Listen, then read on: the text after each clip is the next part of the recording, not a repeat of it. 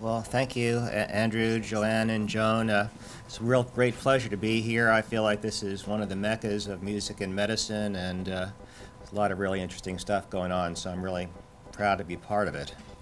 I am going to talk to you about music and pathophysiology of pain and stress and the implications for perinatal, perioperative, and chronic pain. And I'm going to review some of the physiological consequences and look at how the autonomic nervous system is involved in this, look at music effects on pregnancy, labor, and the newborn, and talk about using music for various medical procedures, and then go over music and music therapy for chronic pain states.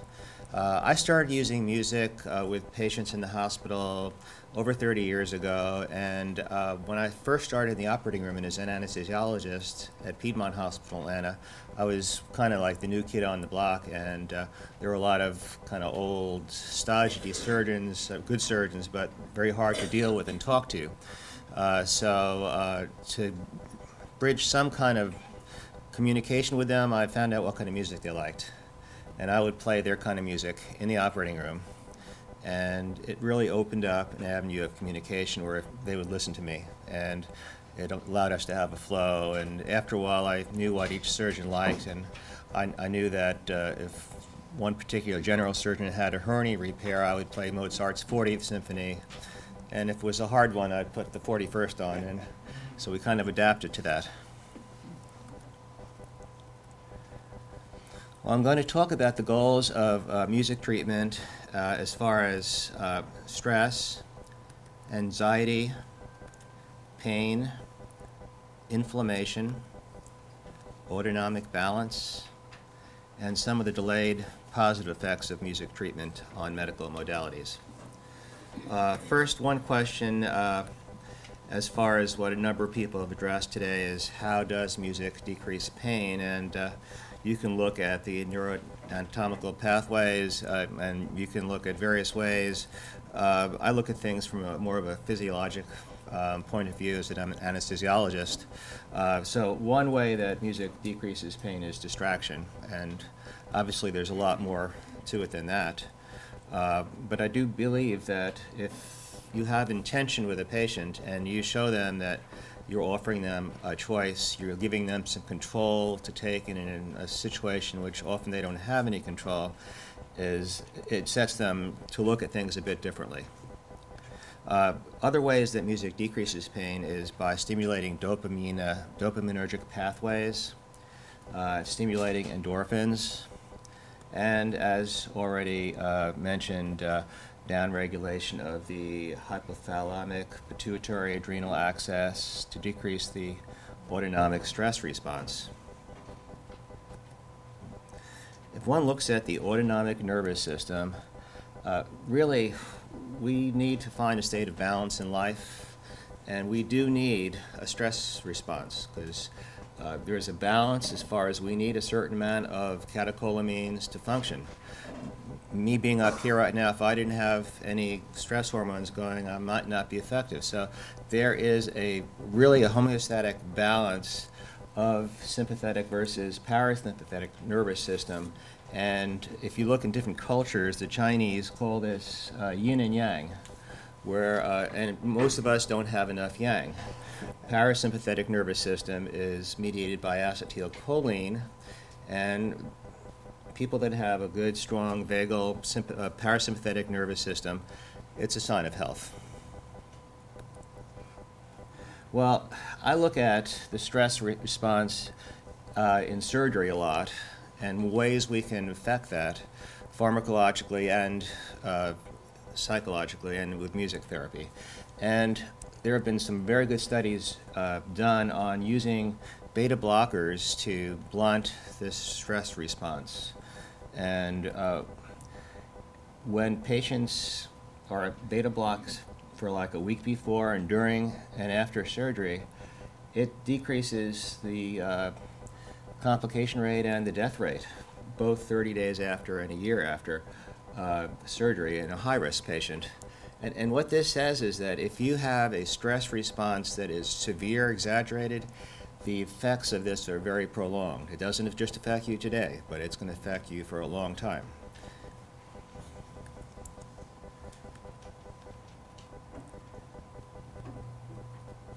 And one take-home point in the operating room is if a patient's on beta blockers, and a lot of people are on beta blockers for hypertension and all that, if the beta blockers are not continued, the complication rate goes up quite a bit. And beta blockers do increase heart rate variability, which is really it's a much better measure of sympathetic activity than heart rate or blood pressure, because there are so many things that affect those. Heart rate variability is a more prolonged measure that doesn't change as fast, and it's really more suited to studies on music and stress and surgery. The neat thing about music therapy is that it does increase heart rate variability, and it can do it for extended periods of time after the music is over.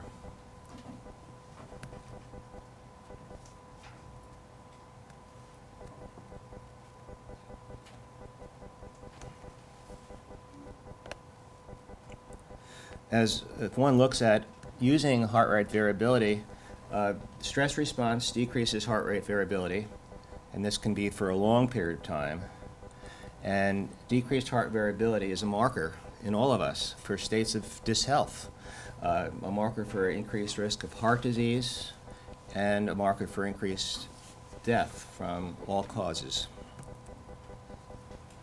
So beta blockers and ACE inhibitors increase heart rate variability, as well as music in various patient populations has been shown to cause prolonged increases in heart rate variability. Well, I'm going to talk about music in pregnancy, childbirth, and the newborn, and I'm going to look at the objectives of stress reduction during pregnancy and childbirth, and also, sorry, wrong way, look at the neonatal intensive care unit as far as stress reduction. During pregnancy and childbirth, increased stress response is implicated in a lot of things that go on during pregnancy. And one is miscarriage. There's no doubt there's an association with very high stress, uncontrolled stress, and miscarriage. During pregnancy, a certain subgroup of pregnant patients developed pregnancy-induced hypertension, which can have some effects on the growing fetus and can have some effects on how the mother does during childbirth also. As far as stress response affecting fetal blood flow, the placental circulation is very sensitive to catecholamines, stress hormones, and prolonged stress will cause decreased blood flow to the fetus and will cause intrauterine growth retardation in some situations. Fetal brain development is something that is very related to the state of balance in the mother. There is a bidirectional flow of information, and stress affects that. Really, the maternal-fetal interaction is really the first part of bonding. It takes place way before childbirth. And there is a bidirectional flow between the heart of the mother and the fetus. The fetus does become entrained by mother's heartbeat, and the mother becomes entrained by the fetus's heartbeat, and that's communicated by electromagnetic energy waves, as well as for the fetus, the sound of the pulsing placental blood flow, as well as other maternal intrauterine sounds. And if you study this interaction, there is entrainment as far as the rhythms. If you look at segments of fetal heart rate strips versus maternal, there is something called epoch sensitization, which basically means that there are times when the rhythms become very closely the same if analyzed in various different ways. Another consequence of severe maternal stress is fetal distress, and that leads to increased C-sections and complications. Stress can also decrease the effective contractions during labor and lead to increased rate of C-sections. Well, if you look at some of the studies that have been done on using music during pregnancy and for childbirth, there have not been a lot of studies, but there have been some that showed that anxiety is decreased in pregnant women at bed rest, and music can shorten the time of labor. Certainly it decreases the perception of the time of labor. And music therapy has been shown to improve postpartum depression. Well, when I started out in Piedmont Hospital, this is taken about 23 years ago, I had a small cassette deck I travel around with, but it kind of evolved. And this is an anesthesia cart, but it's been converted into a stereo. So I've got a cassette deck and some speakers, then tweeters and woofers, and I had some drugs in there, but most of what I had in there was tapes and CDs. And I would roll this thing around for C-sections, for surgeries, and try to have something for everybody. After a while, you can kind of tell what kind of music your patient wants to hear. And you walk into a room and for a patient having a C-section, and you know she wants to hear ABBA. I mean, just sometimes you just get this sense that they want to hear something. One time we had a blackout in the hospital. Something happened and the backup generator went out too, so we had no power in the operating room. And so we were doing a total hip replacement with flashlights. But I had a marine battery hooked up to my stereo, so I could continue playing Mozart, Sinne, Klein, and Nacht music. And so we were moderately happy till we got through that. This is a picture of one of the C-section rooms, and we have been broadcasting music at Piedmont Hospital for many years, and there is a transmitter here that picks up signal through the hospital's cable, and we have 10 music channels that we broadcast, specialized selections for patients. If one looks at the most recent Cochrane review on music for cesarean section under regional anesthesia, there have not been a lot of great studies, and so as a result, the conclusion of this Cochrane, the latest Cochrane analysis, was that music may improve pulse rate and birth satisfaction, but the magnitude of these effects is small. And I just think it's a matter of time before we get the right studies, look at the right variables, and really the size of the effect is very much related to who's delivering the music. If you're a trained music therapist or you have a relationship and you can play in the right context, you're going to get a much bigger effect than somebody that just turns on the radio.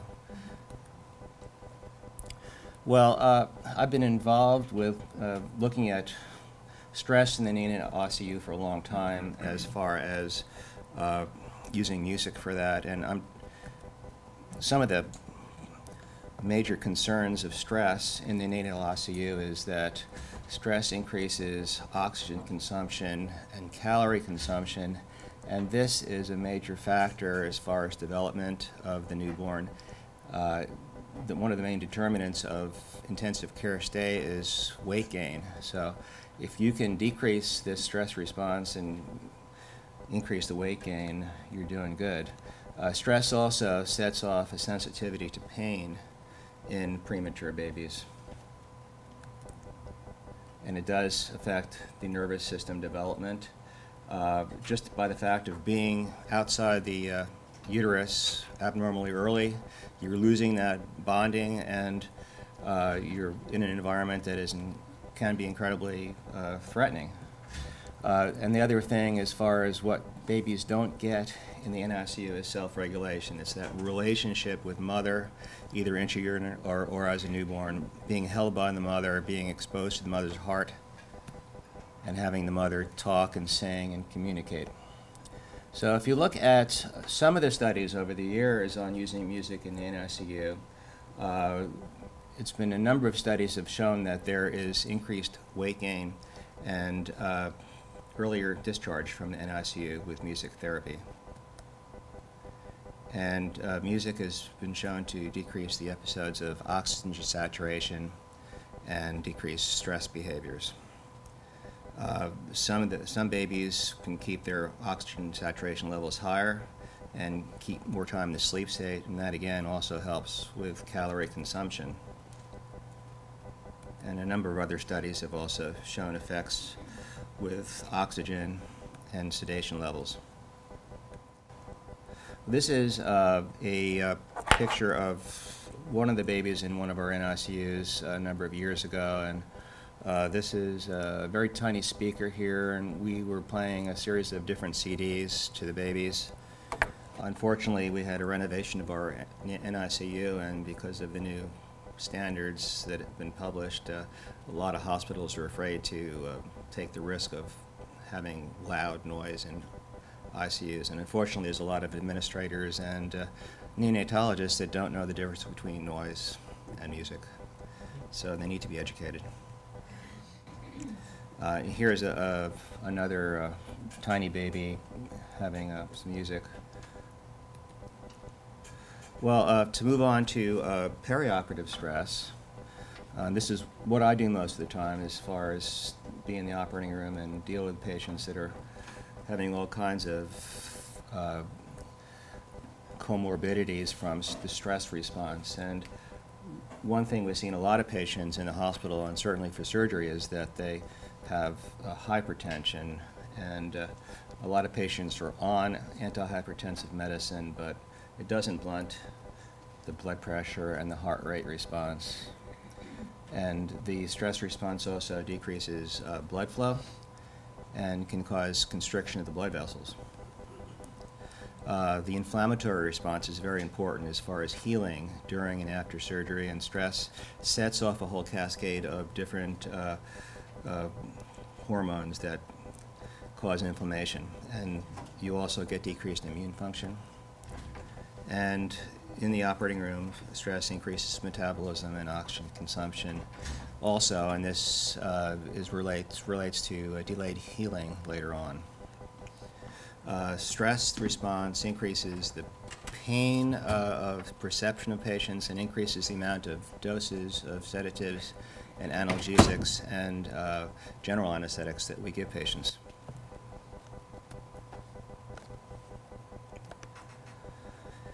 This is a classic study done in the 1970s that Ralph Spinka from Germany did, measuring cortisol levels in patients that were having orthopedic surgery under epidural anesthesia. And the box is the patient during surgery. The music was started. The box is where the music was. Basically, the patients are over here. They're getting just waiting to have surgery. The music is played, and the anesthetic is started, and you can see that the music group, the cortisol levels rise slower, and then even if the music is turned off at the end of surgery in the recovery room, the music group has lower cortisol levels. And that's pretty major that you can decrease that stress response. However, you don't get that same effect under general anesthesia. This is a study that was done on a large group of patients that were totally asleep under general anesthesia, and the music had no effect on stress hormones. And basically, general anesthesia affects the central processing of music structure and meaning, and frequency discrimination is abolished, so there really is not much of an effect when you're entirely under anesthesia. Now, I think that changes as a patient gets light and starts waking up, or if they're under some sedation as the previous study, because I think that sometimes therapeutic pathways open up when you are partly anesthetized, when you're conscious enough to be able to have some pathways that somebody can get through to with talking or with music. And this is one of our OR setups. This is our little transmitter that picks up a digital signal and then puts it through a subwoofer and speakers. And now we have iPod hookups, and so the surgeons can come and nurses can hook those up. This is pre-op area, and we have headphones there. And this is our central broadcasting area, which is 20 years old, so it's a little bit outdated. But we're having to replace the whole thing because of electronic medical records, new technology. The hospital needs the space, so they have to get rid of all our stuff, so they may have to buy us a new system, so it'll probably be a little bit smaller than that. And our current music system has 10 channels, and we have a number of pretty soothing channels, and then we have a little more upbeat stuff for some people who want that, but we try to kind of temper what's there so it doesn't have a lot of swings in volume. Well, there have been some really good studies on using music during spinal anesthesia, and this is a really great study that showed that patients that are awake in the OR, if you play them music during the procedure, that they will self-administer less analgesic and sedatives. So the patient basically is allowed to control whatever drugs they get by pushing buttons, and if you play the music, they get the same effect while using less drugs.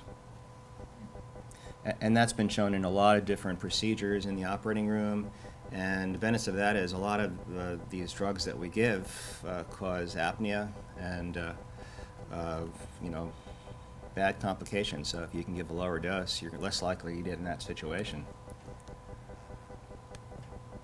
And this is another study that was done recently in Germany, I believe, Stefan Kolsch. And he measured the cortisol levels to measure the stress response, as well as propofol consumption in patients having surgery under spinal. And basically this grid is a time span where the music was started over here, and then the patient was given a spinal, and then the surgery was here, and this is the end of the surgery. And then the last two periods are after the music was stopped, 3 hours after and 12 hours after. And what they did was they monitored the patient's propofol use and also monitored their level of consciousness by using a BIS monitor, which is a bispectral index, and it basically corresponds with depth of anesthesia. It's a research tool for that. So what these researchers did was they measured stress hormones, and you can see that during the surgery, the cortisol levels were lower in the music group. The music group is the lower line over here. And then even after the surgery was over, well, it looked like the cortisol levels went up for everybody. There was no change in ACTH or immunoglobulin A, but it was a very nice effect on cortisol. And here what they did was they measured the propofol consumption in these patients that self-administered their own propofol. And the patients that didn't have music used quite a bit more propofol. And the target concentration, as far as how much propofol was used to get to this, there was a lot more propofol used in the non-music group. And then this basically shows how much sedation you get per propofol by measuring your BIS, and basically it's saying that you get a much stronger sedative effect with music as compared to control.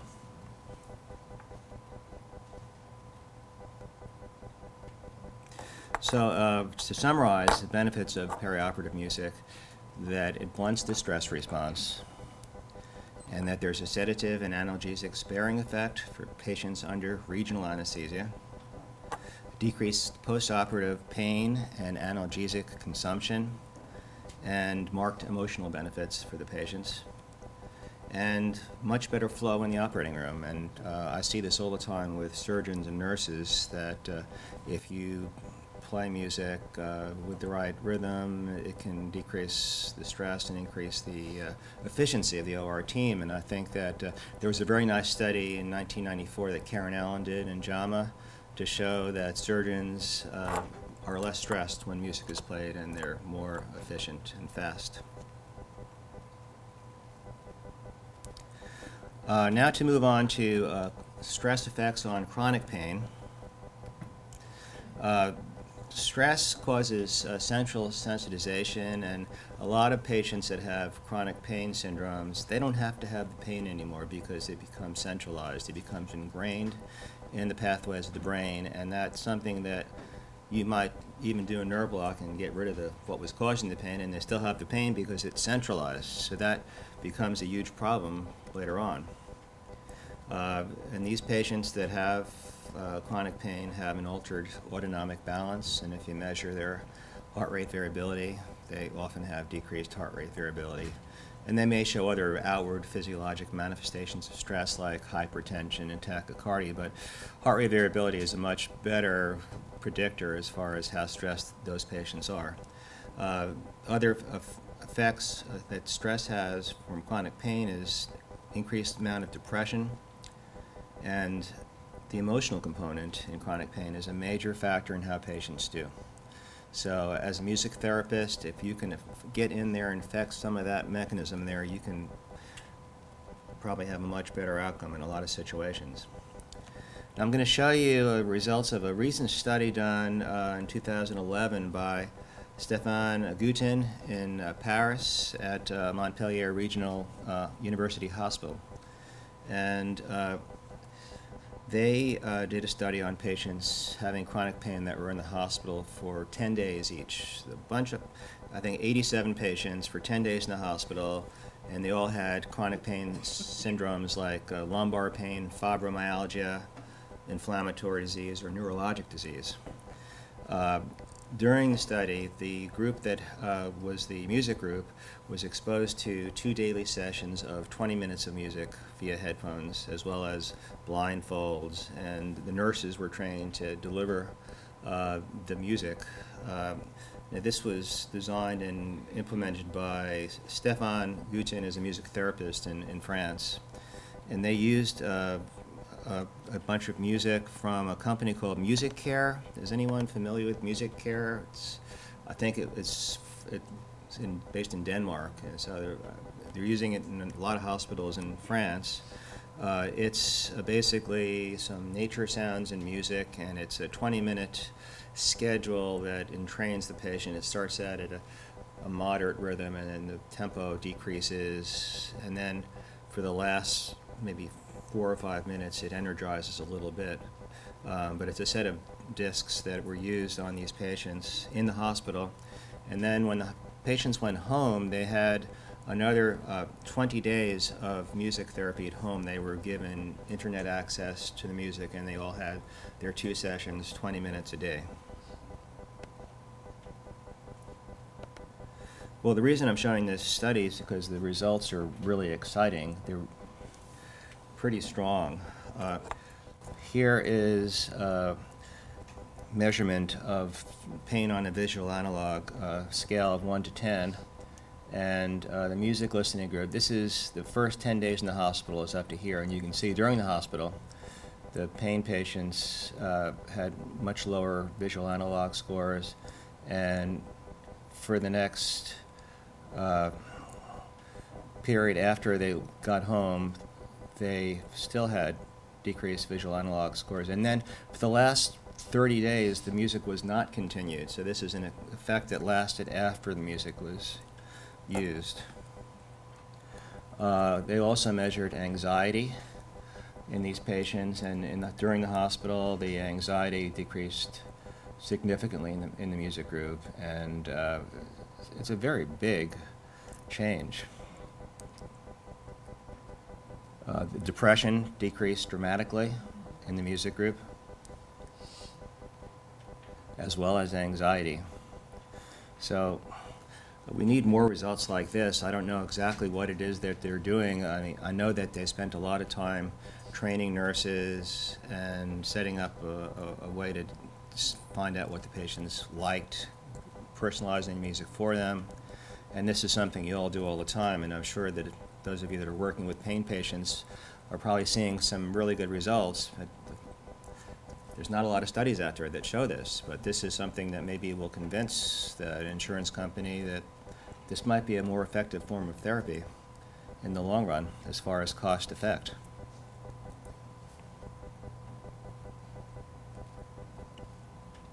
And then the other major finding in this study was that there was much less depression in the group during the hospital, but especially after they were in the hospital. And here is basically a graph showing consumption of antidepressants and sedatives, and the music listening groups had much less consumption of antidepressants and sedatives, despite the fact that they had less anxiety and less depression. So that's pretty major. So to summarize, benefits of music in chronic pain, we see decreased anxiety, improvement in depressive symptoms, less pain, and better quality of sleep. Now to summarize, throughout all of these different areas, if you look at the Cochrane analysis of many studies, none of the meta-analysis from the Cochrane is showing much strong results. As far as pain, listening to music reduces pain intensity levels, opioid requirements, but the Cochrane analysis said that the magnitude of these benefits is small and its importance unclear. And for music for cesarean section under regional anesthesia, it may be of some benefit, but the benefits are small. And as far as labor pain, alternative techniques, including music, may help manage labor pain, but more research is needed. So I think that the problem with some of these studies that Cochrane has evaluated is that a lot of these are not music therapists. They're not people that are trained in using music in a relationship with a patient. So I think that we need to see more of studies by people that are trained and have the power to get results, and looking at different modalities that will show us some positive changes that are meaningful, like heart rate variability and also outcome analysis, and looking at things that are important to insurance companies and hospitals. So that's basically all I have to say, and I'd be happy to answer any questions. Yes? In the Denmark study, they went 90 days out. Did they go further than that, or just 90 days in terms of assessing the difference between the music and the music? The structure of the study was that they collected data for 90 days, yeah. And the music, when you said it was, I guess, tailored to the person, but did you have a music therapist, or did you have... This is not my study. This is from Stefan Guten, and he is a music therapist, and they trained the nurses to deliver the music, and there were music therapists involved in the study. So yes. They found what music worked for what person? Yeah, they had a questionnaire that they had praised the patient as far as what their dislikes and likes were, and they had a category for most patients. It was tailored, yes. Yes? I wonder what the control group was getting. The control group had, I should have said, ocean waves. Ocean waves. Ocean waves. Yes. Just a comment really on your comment about using music therapists or not using music therapists, because in the Cochrane review we did into music therapy with acquired brain injury, we debated for a long time and then made a decision to only include studies with music therapists, and that really limited our results. But were your results stronger because of that? Well, I guess that's something which needs examining. Ah. We certainly had to exclude one particularly strong study because the treatment was not administered by music therapists, although the study included music therapists. But it's just very interesting, your recommendation, and I think when we do the update, I think that's something we need to re-debate about whether or not to include studies with music therapists or not. We talked about it for a long time, didn't we? And we had different opinions. Cheryl, yeah. But for this study, the acquired brain injury study that Wendy's talking about, as well as for the pain cognitive review, in that review and some of the others, there's no distinction made between types of practice. Whether it's the use of pre-recorded music by medical personnel or whether it's music therapy. And that's not the case in that pain cognitive review. So the results are quite confusing. And at the same time, there's really no, it's a comparison of apples and oranges as well. Yeah. So I don't think that gives us very good results. But also what we're saying about music therapy too, and including those studies, there aren't as many randomized control trials in music therapy as there are with just the use of pre-recorded music. So that's a big factor. Yes. I think too, just to dovetail on what you're saying, is I agree with Fred, we really need music therapists collaborating and working as part of multidisciplinary and interdisciplinary research teams to really design and execute the type of studies we need to get better results, to get larger sample sizes. And I think that, to me, is such a piece that's holding us back. Yeah. We know we can get these results, but we're not always designing the studies to fully demonstrate what we observe and what we hear from our patients. And so I think it really takes that collaborative effort, that interdisciplinary effort to design those studies. And I think we have to make that leap, or we're keeping ourselves very stuck. Agree. Yes. How large the intense study was? 87 patients. Yeah. Just a question about how things evolve in terms of you taking the initiative to bring pre-recorded music into the OR. Did you ever get to a point where you were able to sort of commandeer colleagues or interns into interviewing patients briefly, or any process of any of the steps involved in getting to deliver the music, or did you sort of keep that as a duty for yourself? Well, I used to go around with my own music, and I could only play for one patient at a time. So by broadcasting, we were able to get to maybe 130 locations in the hospital, labor and delivery and ICUs.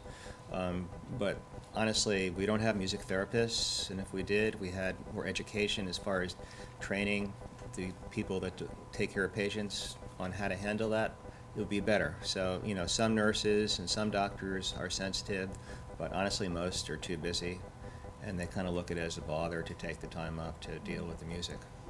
If you had to just make a rough guesstimate on percentage of patients who actually are offered music with the listening technology you have now, what would you say that's? It's probably less than 20%.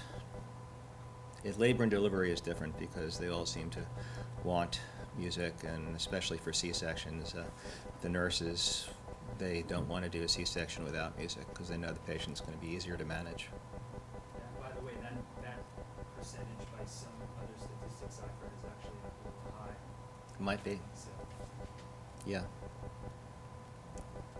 So when they brought in the new incubators and they changed your capacity to bring speakers in, you said there were new regulations. Could you explain a little bit more about that? Yes. This was a committee of PhDs went over the literature, and there's not a lot of literature as far as harmful noise levels in NICUs. So they went to animal studies, and they looked at what decibel level was harmful to a premature guinea pig. And they found that, 50 decibels would be the limit. But they didn't differentiate between noise or music. They didn't differentiate between what kind of response that this sound was getting. Was it causing calming, or was it causing excitement and crying and thrashing? So it wasn't done with a lot of thought, but it became printed in a number of professional pediatric journals, and that affected care in a lot of places. There are a lot of NICUs that don't have any music, and we don't have it anymore either. That will change, I'm sure, but it's a big setback. I don't know. I'm sorry. I'm sure you don't want to go into too much detail, but how can like 50 decibels is like incredibly loud? It sounded like if there's a little speaker like that, you could just kind of like pipe in some very soft music. How could that ever be? Well, I think that the standards for newly constructed need and intensive care units is now a max level of 50 decibels, and maybe up to 55 for like 5 seconds at most. But to keep it really low, and a lot of the music therapies in NICUs years ago, they were done with sound levels up to 85 decibels, and they had the positive results that some of those studies I presented there. So this is not done with any clinical, trial, unfortunately. So maybe it'll change. At least there are places that still do this. So.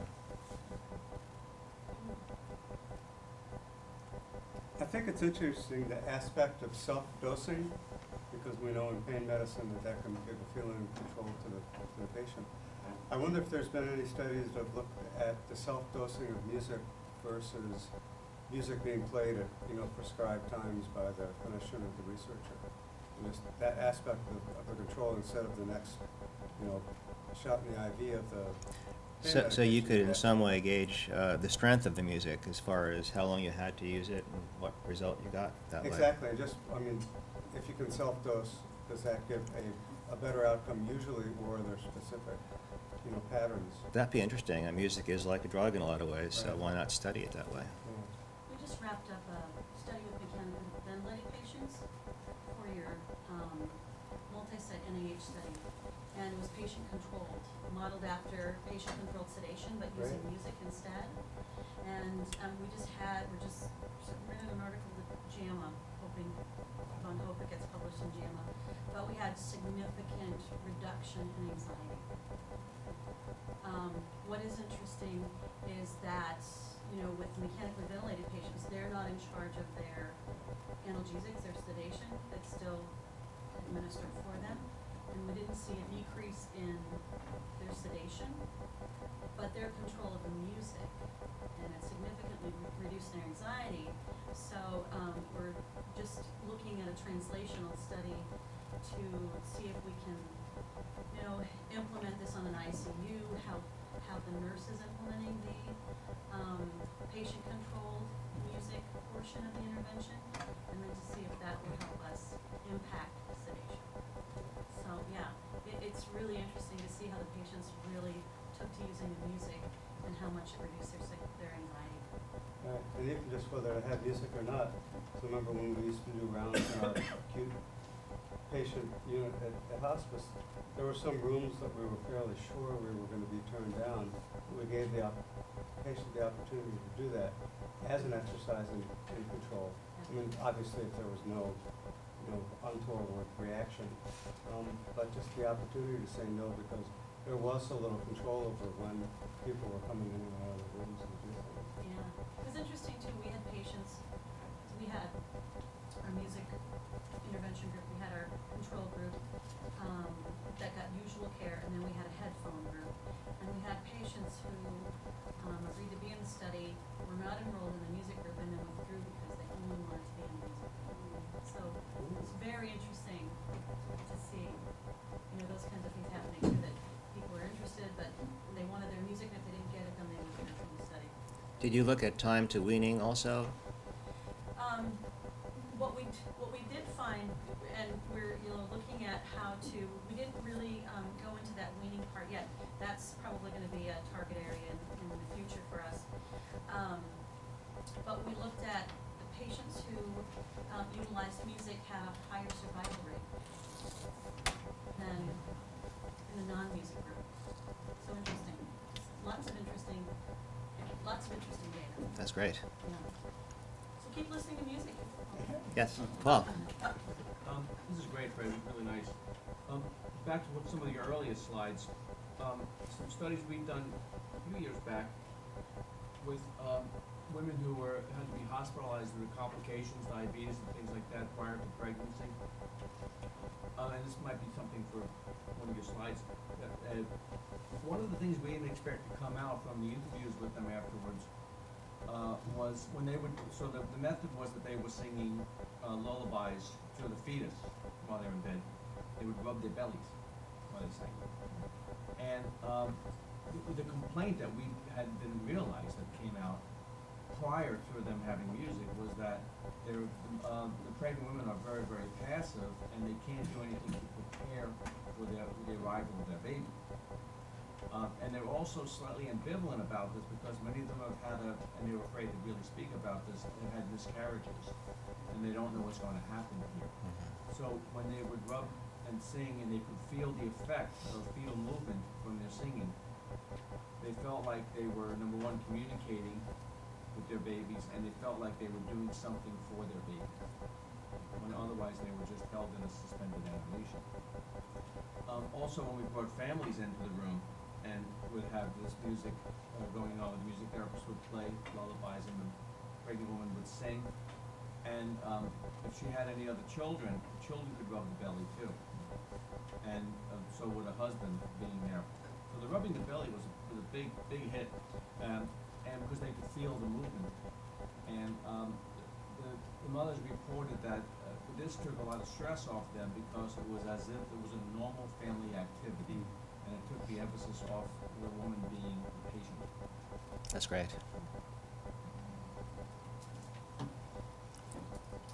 Okay, thank you very much.